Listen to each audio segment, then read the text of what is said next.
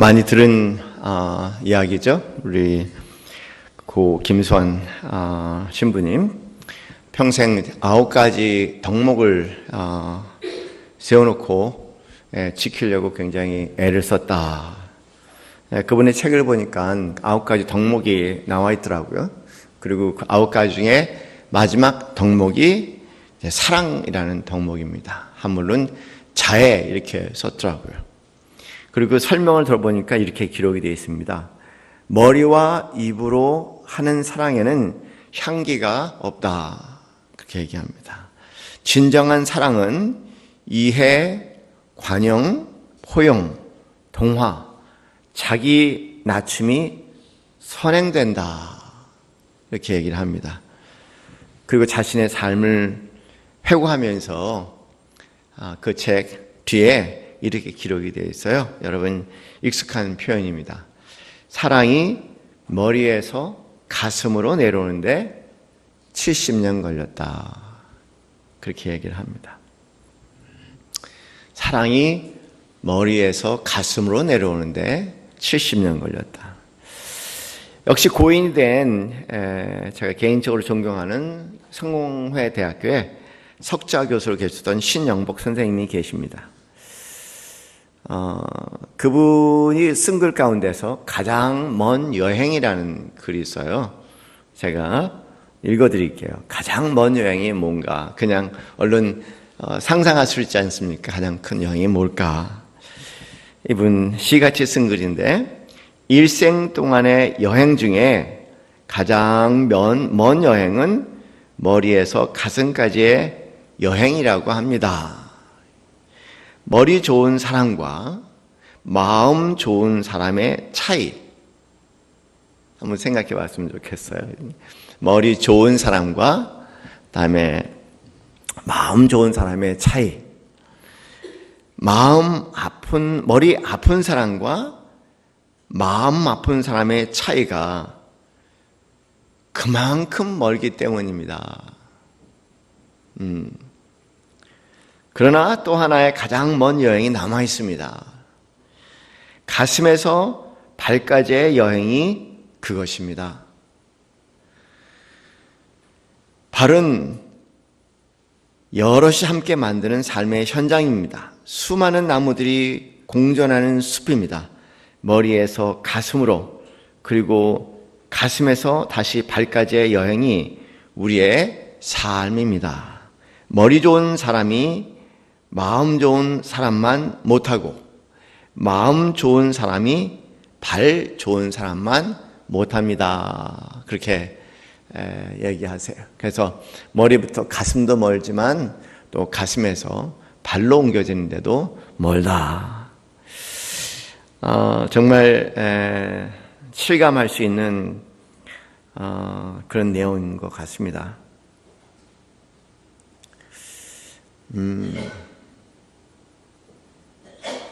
아내를 이제 머리로 사랑한다는 것과 그리고 이제 가슴으로 사랑한다는 것과 또 발로 사랑한다는 것, 거리들이 다 있는 것 같아요. 그렇죠?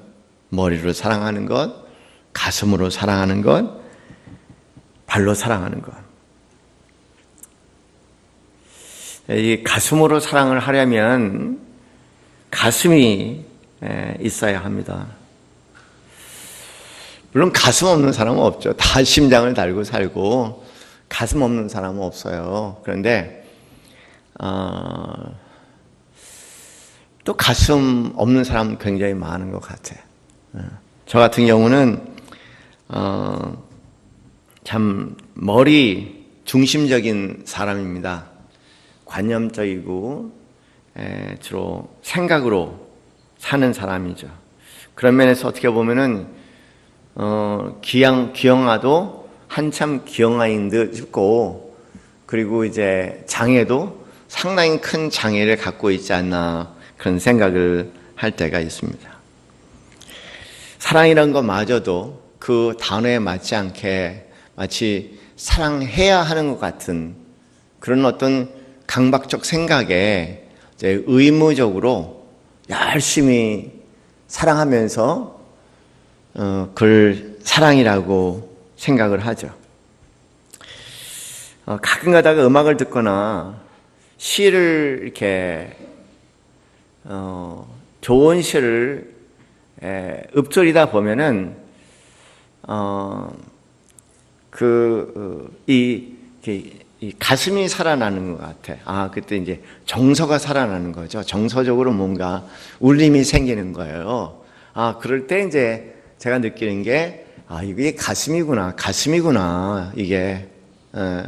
여러분, 그럴 때 있잖아요. 이제, 좋은 노래 들으면은 뭔지 모르게 그 노래에 우리의 마음이 실려서, 때로는 눈물이 되기도 하고, 때로는 그리움이 되기도 하고, 때로는 아쉬움이 되기도 하고, 그래서 우리의 이 마음을 이렇게 움직인단 말입니다. 또 시도 마찬가지야. 어떤 시를 계속 암송하고 되새기다 보면은 갑자기 이제 똑같은 노래 같은 그런 것을 느낍니다.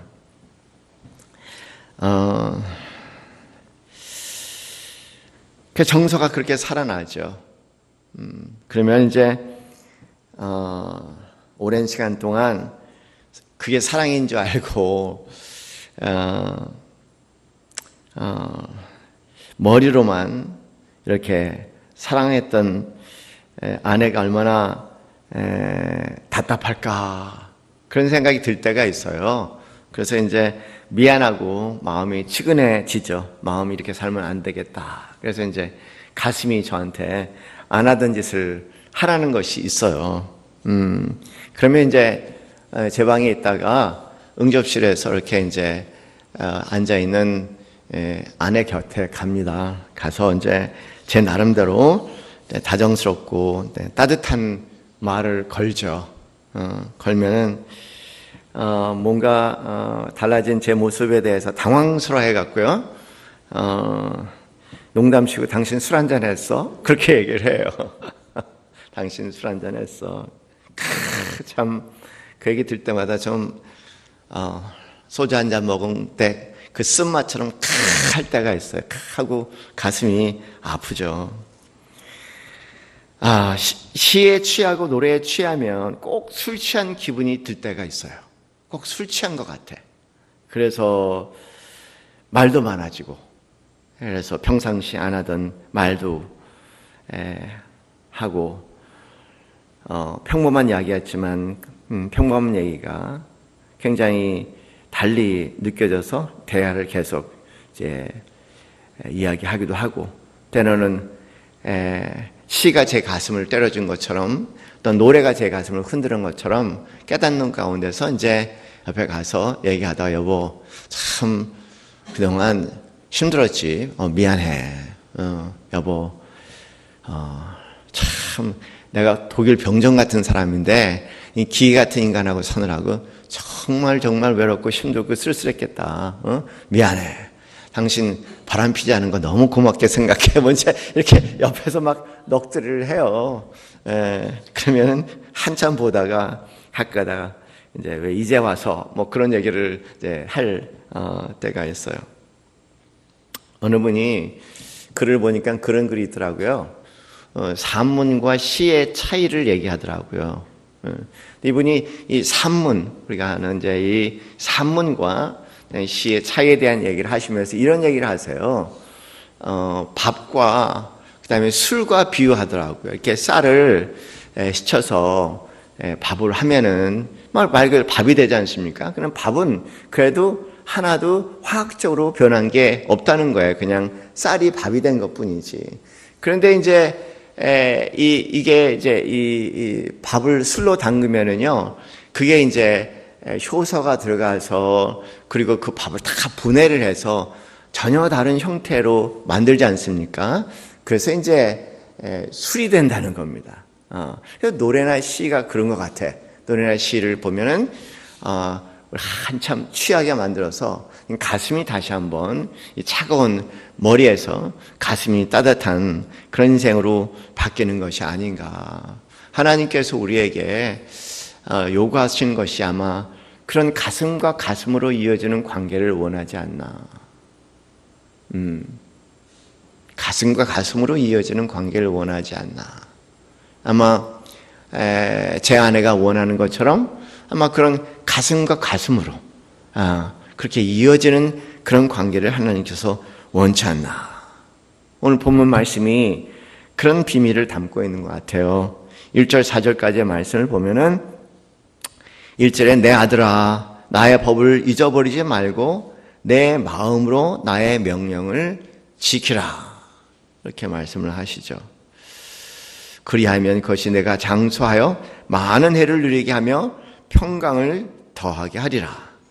인자와 진리가 내게서 떠나지 말게 하고 그것을 내 목에 매며 내 마음판에 새기라. 그리하면 내가 하나님과 사람 앞에 은총과 귀중히 여김을 받으리라. 이렇게 말씀하십니다. 이 말씀 보면 역시 시편과 같이 잠언도 시의 형태를 가지고 있으니까 전형적으로 시의 형태를 가지고 있어요. 대꾸법이라고 얘기하죠. 읽어보니까 1절과 2절이 한 묶음인 것 같고 또 3절과 4절이 또 한 묶음 같지 않아요? 똑같은 내용을 이제 약간 바꿔서 또 한 번 반복을 하는 거죠. 소위 이것을 강조법이라고 얘기합니다. 그래서 여기 지금 그런 대꾸법이라는 강조법이 그대로 나와 있는데 3장 1절 말씀 내 아들아 나의 법을 잊어버리지 말고 그렇게 얘기합니다. 법이라고 얘기하는 것은 지금 모세 오경을 얘기하죠. 토라라고 얘기하는 모세 오경을 얘기하고 나의 명령을 지키라라는 명령이라는 말은 하나님의 권위를 나타내는 표현이니까 하나님의 권위가 담겨있는 이 법을 이제 지키라고 말씀하십니다. 그런데 여기 보면은 잊어버리지 말고 내 마음으로 그렇게 해서 내 마음으로 그렇게 말씀을 하는 겁니다. 내 마음으로 지키라. 가슴으로 지키라 그런 거죠. 내 마음으로 지키라. 또 3절 말씀에 인자와 진리라는 표현이 나와 있지 않습니까? 인자와 진리가 내게서 떠나지 말고 그것을 내 목에 매어 내 마음판에 새기라 말씀할 때 인자와 진리는 법과 명령의 또 다른 표현일 뿐이에요. 그러니까 역시 반복을 하고 있는 겁니다. 똑같이 그것을 내 목에 매고 어디에 새기라고요? 내 마음판에 새기라. 이런 얘기죠. 마음판에 새기라.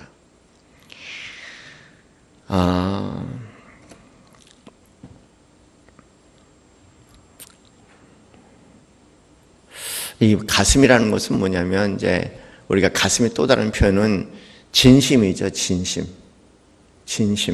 가슴에 나오는 게 진심이에요. 근데 현대인들이 가슴이 현대 문화 자체가 끊임없이 뭐 신학교는 말할 것도 없이 모든 교육 제도가 똑똑한 걸 얘기하니까 머리만 한없이 커지게 만들어서 어느덧 대부분의 사람들이 장애를 갖고 사는 것 같아. 그 장애는 생각만 가득 차 있지 가슴이 없는 사람. 그리고 이렇게 살아야 돼 저렇게 살아야 돼 하는 강박적 생각과 강박적 그런 그 율법만 가지고 있지 이렇게 진심이 담겨져 있지 않은 삶. 이게 지금 우리에게 심각한 장애로 돼 있어요. 하나님 말씀을 대하는 데 있어서도 이건 보통 심각한 장애가 아닌 것 같아요.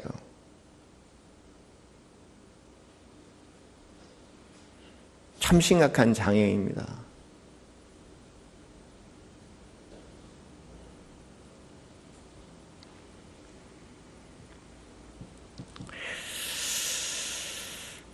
우리가 기도 많이 해야 돼요. 이 가슴이 다시 살아나려면 성령 충만함을 받아야죠. 하나님의 그 성령님의 터치가 있어야지. 성령의 터치면은 여기를 복잡하게 여기를 확장시켜 주시는 것이 아니라 이거를 살아나게 하시고 이거로 움직이게 하시는 것 같아요.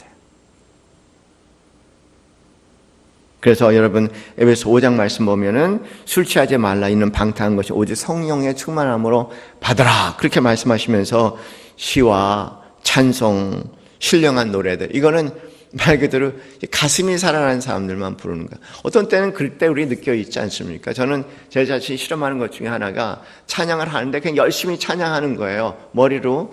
근데 가슴으로 느끼면서 찬양을 하면은 굉장히 다른 경험을 합니다.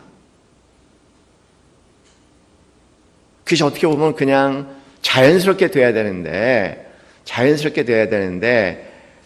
그걸 노력을 해야 되고 또 애를 써야지 깨어 있어야지만 그게 되니까 그만큼 우리 모두 다 병들어 있는 것 같아요.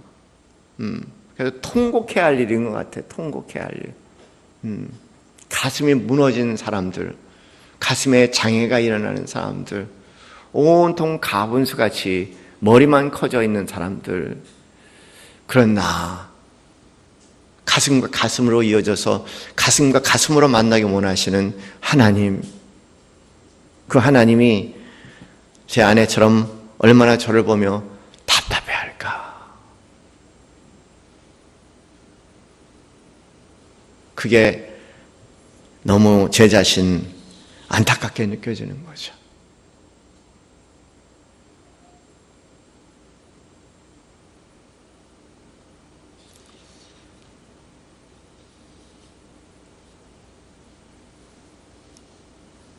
만약에 너희가 내 말을 가슴에 담아서 가슴에 나오는 감동으로 살아간다면 2절 말씀에 그런 약속이 있어. 내가 장수하여 많은 해를 누리며 평강을 더하리라. 이 말씀은 그냥 전인적으로 건강해진다 그런 얘기죠. 전인적으로 건강해진다. 사실 건강 지수는 가슴에 있지 머리에 있는 것은 아니에요. 우리 머리는 건강하고 아무런 관계가 없습니다. 가슴이 따뜻해야지, 그래야지 말 그대로 가슴이 따뜻해야지 온몸이 살아있죠. 가슴이 차가우면 당연히 병이 옵니다.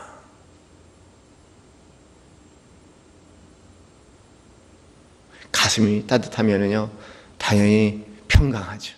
머리는 불안과 두려움이요, 가슴은 우리에게 평강을 가져다 주고, 그리고 가슴은 우리 몸에 생명을 준다면 머리는 그 생명에 붙어 살아야 되는데 오히려 그 생명을 까먹는 존재라고 생각한다면 정말 그런 것 같아요. 전인적 건강은 다른 게 아니라 가슴으로 사는 삶. 그리고 4절 말씀에는 그렇게 살 때 어떤 일이 일어나냐면 하나님과 사람 앞에 은총과 귀중히 여김을 받으리라 그렇게 얘기를 합니다.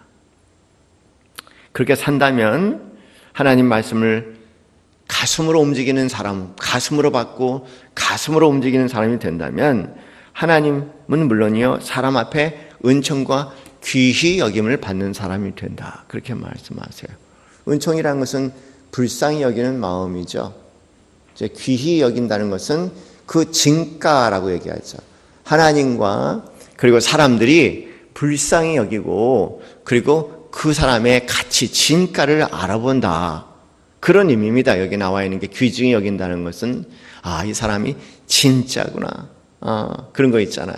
이 시대에 한번 생각해 보세요. 살아가면서 이렇게 마음과 마음, 가슴과 가슴으로 이어지게 될 때, 서로 소통하고 공감하게 될 때, 함께 웃고 함께 울게 될 때, 당연히 내가 힘들고 어려울 때 하나님뿐만 아니라 내 주위에 있는 사람도 내 마음과 함께 하지 않겠습니까?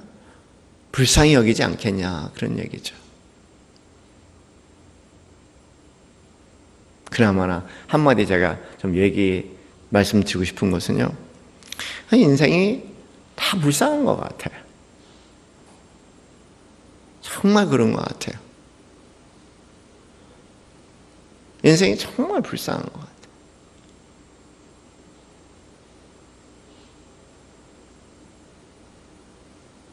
정말 불쌍한 것 같아요. 근데 정말 가슴이 있는 사람에게는 나의 불쌍함을 느낄 수 있겠고, 그 눈이 있으면 너의 불쌍함을 느낄 수 있겠고, 나의 고통을 느낄 수 있겠고 너의 고통을 느낄 수 있는데 이제 이걸 느끼질 못하니까 나의 고통도 못 느끼고 나의 슬픔도 못 느끼고 너의 고통도 못 느끼고 너의 슬픔도 못 느끼며 살아가는 것 같아. 그러니 우리가 정작 불쌍한 처지가 되었을 때 은총을 잊기보다는, 은총이 내리기보다는 그것 봐라 싸다 싸, 그런 눈총을 받겠지 않습니까? 은총이 아니라.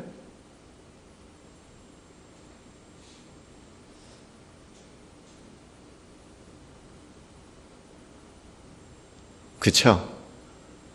어려울 때 은총을 받는 사람이 될까? 눈총을 받는 사람이 될까?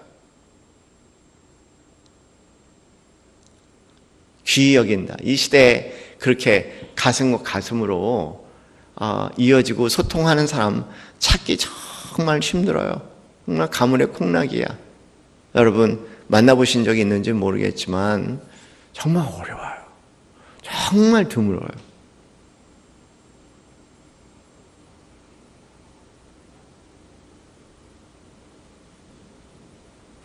그러니 저는 그분은 정말 모든 사람들에게 아주 정말 귀중한 사람이, 아주 귀중한 사람이라고. 아주 귀중한 사람이라고. 그렇게 여김을 받지 않겠습니까? 진가는 마음과 마음으로 이어지는 사람이다. 그렇죠?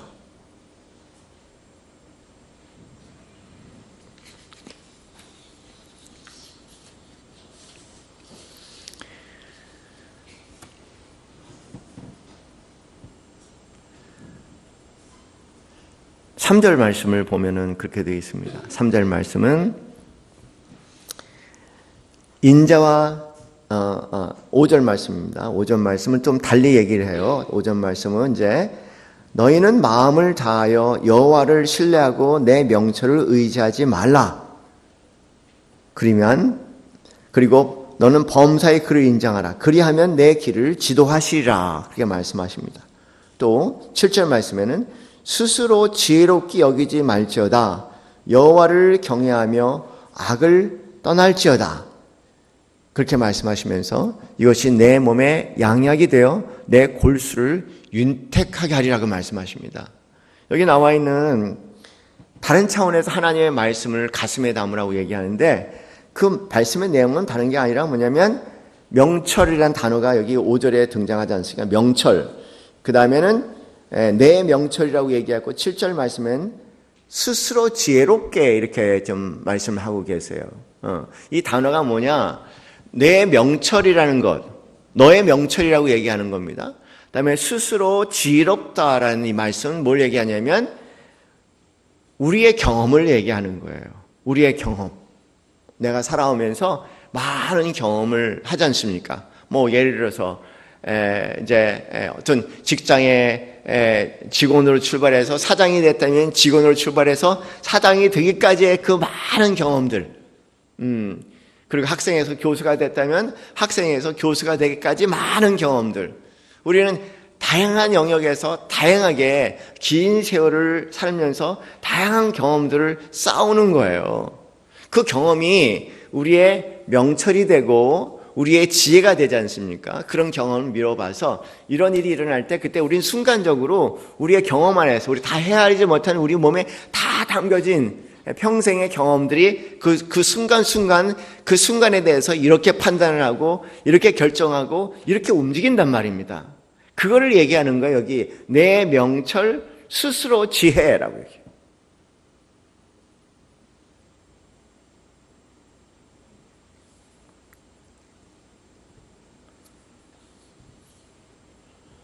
그걸 의지하지 말라 이렇게 말씀하시죠.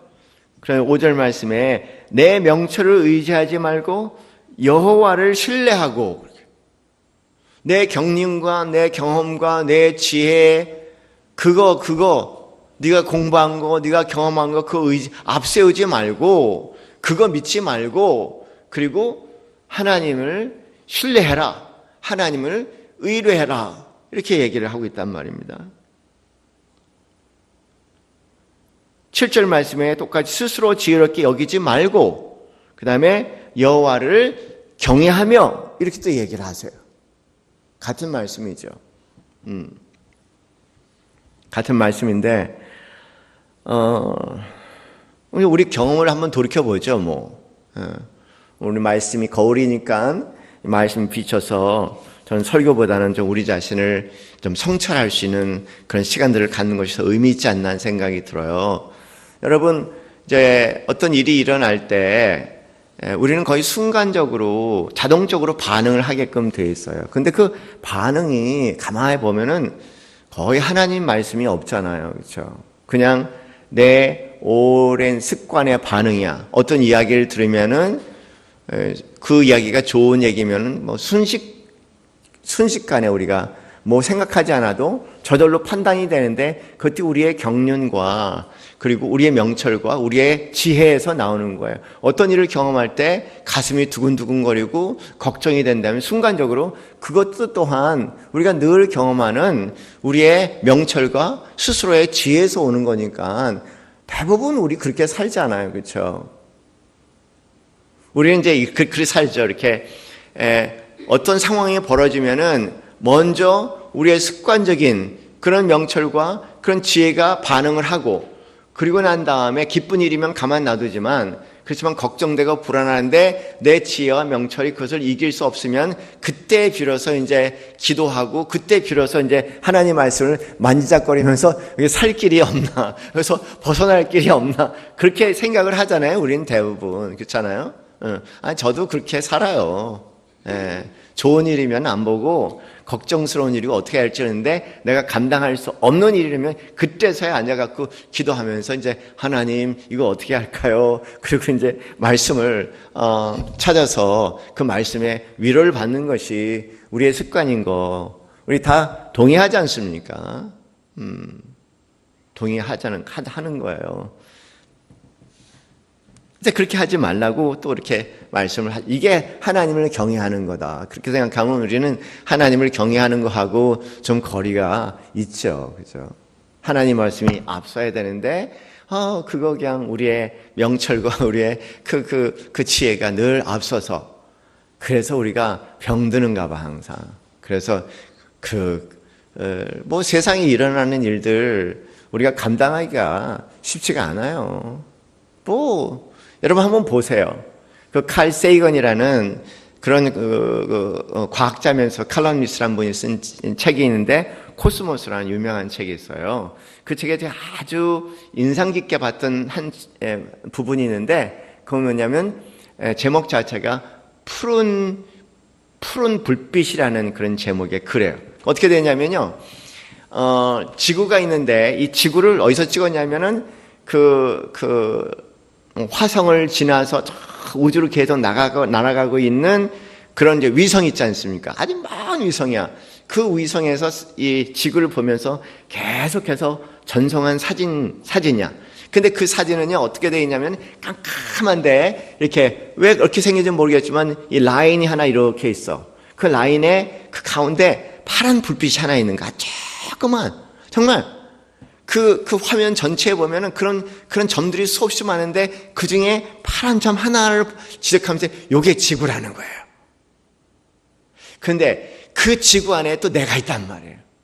그러니 그 우주에서 볼 때 지구도 하는 파란 불빛에 비춰지는데 그 안에 있는 나는 또 지구에서 왠가 보이지도 않는데 이 나라는 존재가 이 우주에서 일어나는 것과 맞짱을 뜨려고 하니 이게 장난이 아니에요. 싸움이 장난이 아니야.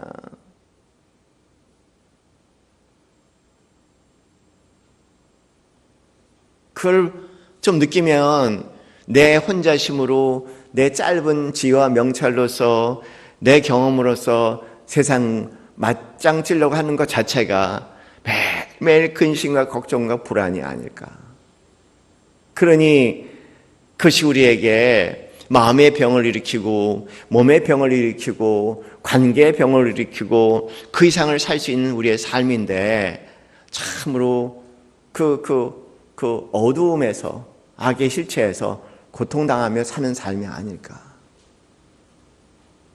기도가 되는 거예요. 첫 번째 기도는 하나님 이 얼어붙은 심장을 녹여주셔서 심장이 이제는 제대로 제 구실을 할 수 있도록 도와주셔서 하나님과 마음으로 가슴과 가슴으로 이어지게 해 주시옵소서.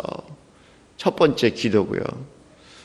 그리고 두 번째 기도는 하나님 제발 하나님을 좀 먼저 앞세우는 습관을 갖게 해 주시옵소서.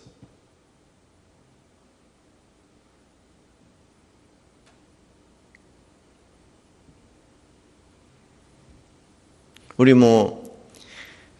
여기 당회원들도 계시지만은 우리 이제 위원회 할 때 어떤 이슈를 가지고 얘기한다든가 그래서 이제 약간 갑론을박할 때 제 생각에는 저를 포함해서 하나님의 말씀을 가슴에 두면서 얘기하는 경우는 거의 없는 것 같아요.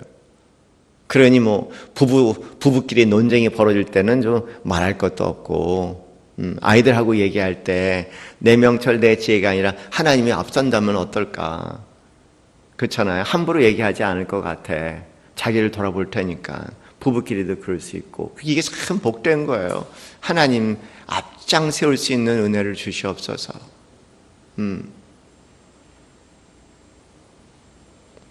만약에 너희가 내 지혜와 명철을 의지하지 않고 신뢰하지 않고 나를 의지하고 나를 경외해서 나를 우선으로 세워놓는다면 그 다음에 뭐라고 말씀하시냐면 3장 8절 말씀에 3장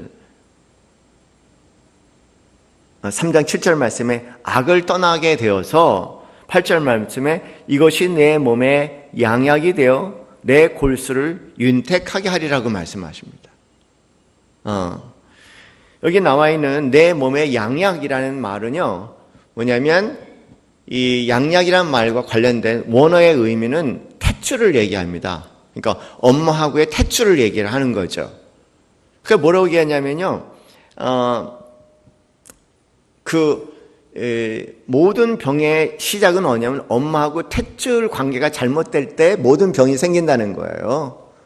그것이 이제 실제로 이 구약의 사람들이 그 옛날에 어떤 그런 지식을 가졌는지 모르겠지만, 탯줄이 잘 끊겨야 된다는 겁니다.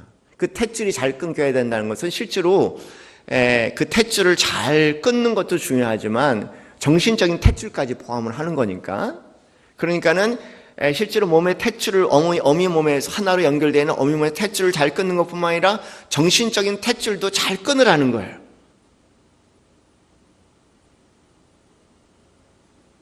그래서 뭐냐면 그 정신적인 탯줄을 잘 끊어야지, 그래야지 하나님과의 탯줄이 이어진다는 얘기예요. 근데 자식하고 정신적인 탯줄이 잘 끊어지지 않으면은 하나님과의 탯줄로 이어지기가 힘들다는 겁니다.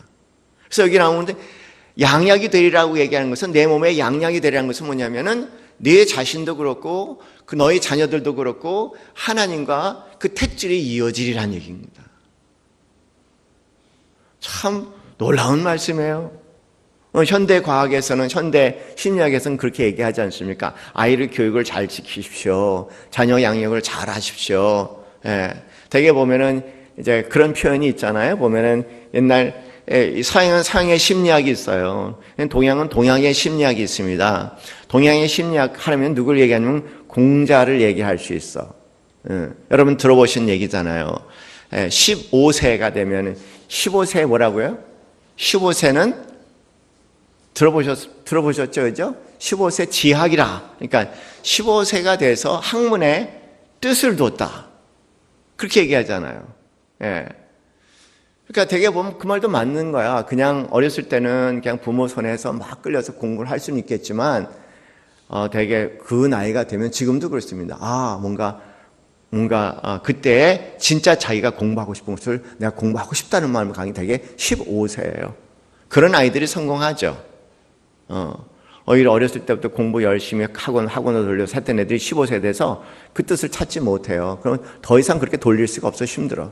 근데 되게 보면은 그렇게 15세 뜻을 세운 아이들은 부모의 관계 없이 자기 스스로 그 길을 걸어가죠. 그럼 뭐냐면 30이 될 때 30 뭐냐면 이립이다 그렇게 얘기하죠. 이립은 뭐냐면 스스로 쓴다는 겁니다. 독립해버린다는 거예요. 30에 정신적으로 독립하고 홀로서기가 된다는 거죠. 경제적으로 홀로서기가 된다는 겁니다. 그게 30이야.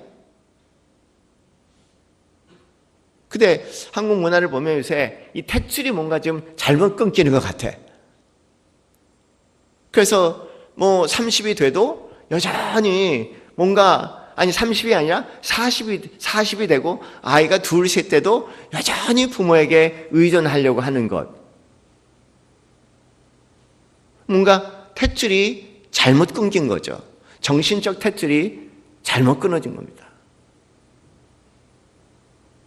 그래서 실제로 하나님을 의지하기보다는 부모를 더 의지하는 것을 얘기하는 거니까.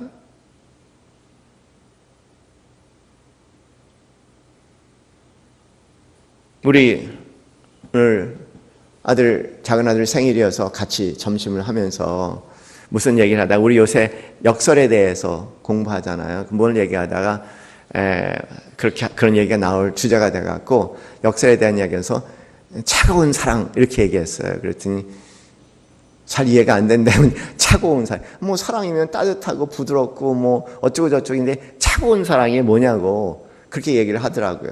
때로는 차가운 사랑이 필요하죠.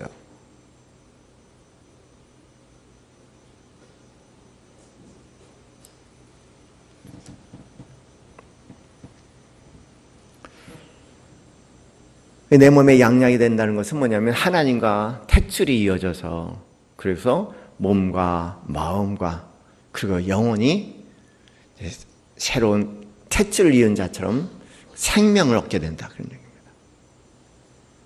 그리고 골수를 윤택하게 하리라. 여기 이 표현은 골수를 윤택한다는 표현은요, 원어 표현에 따르면은 골수 윤택하다는 것은 이제 이 골수가 물을 빨아먹는다 그런 얘기입니다. 물을 빨아먹는다. 골이 물을 빨아먹는다는 거예요. 뼈가 물을 빨아먹는다는 그런 표현이에요. 골수가 윤택한다 그렇게 얘기를 하죠. 요새 얘기하면은 여러분 이제 흔히 이 관절이라는 부분은 이제 그 미끈미끈해야 되지 않습니까? 이놈이 마르고 건조해지면은 우리는 이제 여러 가지 관절염으로 고생을 하잖아요. 그래서 도대체 하나님 믿는 것과 이 관절염이라는 게 무슨 차이가 있을까? 이해가 돼요. 이 표현도 보면은 되게 보면은 현대인들이 갖는 뭐 나이가 들어서 마모가 돼서는 건 어떻게 할 수가 없는 거지만 의외로 젊은 사람들도 이 골수염 때문에 고생을 많이 해요. 관절염 때문에 고생들 많이 합니다. 근데 이 관절염은 다른 게 아니라 신경성 관절염이에요. 그러니까 뭐 걱정하고 근심하고 막 여러분도 나이 들어갔고요. 뭐 물론 이제 관절이 마모가 돼서 관절염도 생기고 그렇겠지만 유난하게 이렇게 걱정할 일이 많고 신경 쓸 일 많으면은 이제 관절 여기저기가 평상시에 느껴보지 못했던 그런 관절들이 갑자기 욱신욱신 쑤시기 시작하지 않습니까? 그러니까는 이런 내 명철과 그리고 내 지혜에 의존해서 살아가는 삶이 삶 자체가 수고해요. 근심과 걱정이야. 열심히 살아도 거의 자유할 수가 없어요. 그러다 보니 몸도 그렇게 상하게 된다. 그러면서 제발 하나님을 앞세워라. 하나님을 앞세워라. 네. 어떤 일이든지 하나님이 뭐라고 말씀하셨을까? 이걸 앞세우라는 겁니다. 하나님 뭐라고 말씀하셨을까? 정말 도전이 됩니다. 그러면서 11절 말씀에 뭐라고 말씀하시냐면은 내 아들아 여호와의 징계를 경히 여기지 말라. 그 꾸지람을 싫어하지 말라. 대저 여호와께 그 사랑하시는 자를 징계하시기를 마치 아비가 그 기뻐하는 아들을 징계한 것 같으니라. 이렇게 말씀하십니다. 인생에 이런 단어가 있어요. 우리가 지금 잘하는지 못하는지 아는 방법은 결과를 보면 알지 않습니까? 그걸 피드백이라고 얘기해요. 피드백이라고. 내가 뭔가 열심히 하는 거예요. 근데 열심히 하는데 제대로 하는지 그렇지 않으면 제대로 안 알고 있는지 그걸 아는 방법은 결과를 볼 때 그 결과가 어떻게 보면 내가 어떤 바라는 방향의 결과가 온다면 제대로 하고 있는 거고, 그리고 그런 결과가 오지 않는다면 지금 열심히는 하고 있지만 제대로 하고 있는 건 아니죠. 그런 것을 피드백이라고 그렇게 이야기를 합니다. 오늘 점심 먹으면서 아들하고 그런 얘기를 했어요. 무슨 얘기 하다가 제가 성실하게 열심히 해야지 그렇게 얘기했더니 아들이 아니요 하고 단호하게 얘기하더라고요. 그래서 성실하게 열심히 하는 것도 중요하지만 잘해야 됩니다. 그렇게 얘기해요. 그래서 잘한다는 게 뭘 얘기하냐 그랬더니 피드백을 들을 줄 알아야 된다는 거예요. 나 혼자 잘해서는 안 된다는 겁니다. 나 혼자 열심히 해서 안 된다는 겁니다. 내가 춤을 추고 이렇게 열심히 하지만 주위 친구들이나 관객들이나 교수님이 나에게 주는 피드백을 촘촘히 잡아서 그걸 가지고 돌아보면서 한번 끊임없이 수정을 해야지, 그냥 다른 사람들이 얘기하는 거 무시하고 나 혼자 그냥 무대뽀로 열심히 하면 안 돼요. 그렇게 해서 열심히 했지만 안 되는 사람 너무 많아요.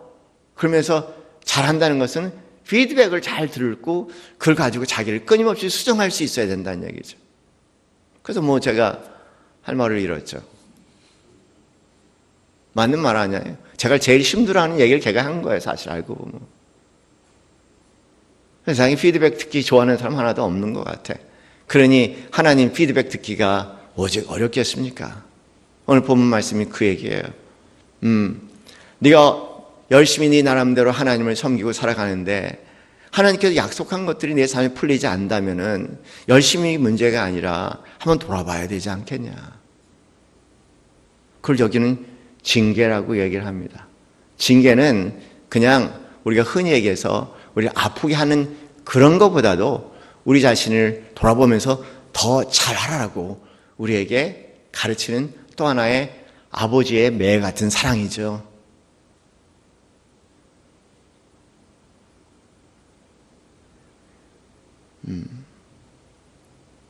저는 개인적으로 자수성가를 해갔고요.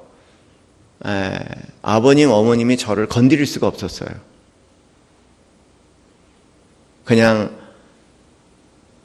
해주지도 못하는데 참 저놈 열심히 산다. 그렇고 옆에서 감동만 해주셨지 제가 잘못하는 거에 대해서 요런 부분은 잘못한 것 같다라고 그렇게 따끔하게 이야기해 주질 그런 얘기를 제가 못 들었거든요. 그래서 엉덩이에 뿔난 인생을 살았는데 좀 또 다른 인생을 살았다면 훨씬 더 좋았을 걸 그런 생각이 있어요.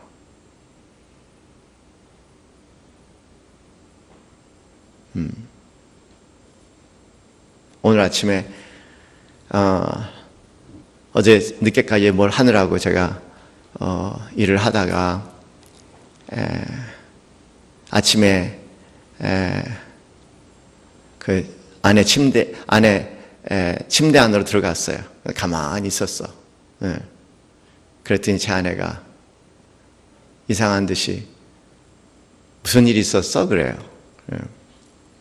꿈 꿨어. 그랬습니다.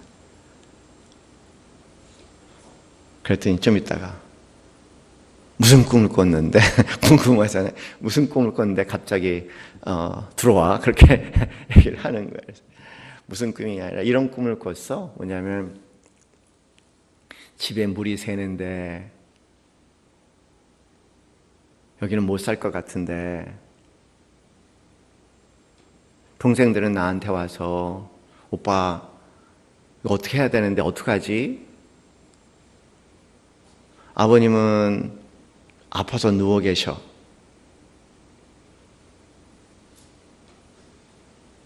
어머님은 자포자기한 듯 제 평생에 꿈에서 본 처음 어머니의 모습인 것 같아요. 자포자기한 듯 그냥 앉아 계셔. 거기서 나 혼자 발 댕댕 구르면서 어떻게 이거 해야 되는데 하긴 어떻게 보면 그 꿈은 저를 요약적으로 보여준 꿈인 것 같아요.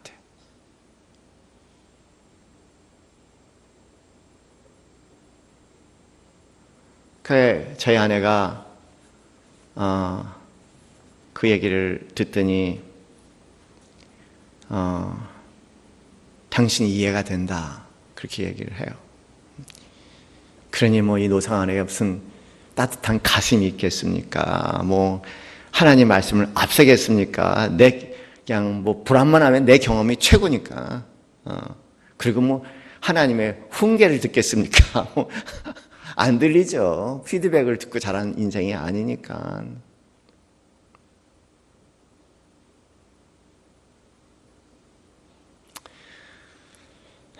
그건 뭐 누구의 탓이겠습니까? 그것도 저한테 하나님께서 주신 선물이라고 생각해요. 저는 하나님을 사랑하는 모든 것이 합력해서 선을 이룬다고 말씀하시니 분명히 그 또한 하나님께 들어서 선으로 쓰시는 날이 있으리라. 나 같은 인간도 더 저렇게 될 수 있습니다 라고 누구에게 자그마한 희망이 되어주기 위해서 모든 인생을 나한테 허락한 것이 아닌가 생각하면서 일어나서 감사하는 기도를 또 드렸습니다. 그러나 오늘 또 이 말씀 가슴에 잘 담읍시다. 가슴으로 만나는 사람 되게 해주시옵소서. 그리고 내 지혜보다는 하나님을 앞세울 수 있는 사람 되게 해주시옵소서. 그리고 주위에 하나님의 피드백을 잘 들으면서 보다 나은 어떤 그런 말씀의 열매를 거둬갈 수 있는 사람 되게 해주시옵소서. 괜히 내 생각, 내 고집 앞세우지 말고 차가운 머리 들이대지 말고 간절한 마음으로 잠시 함께 기도하겠습니다.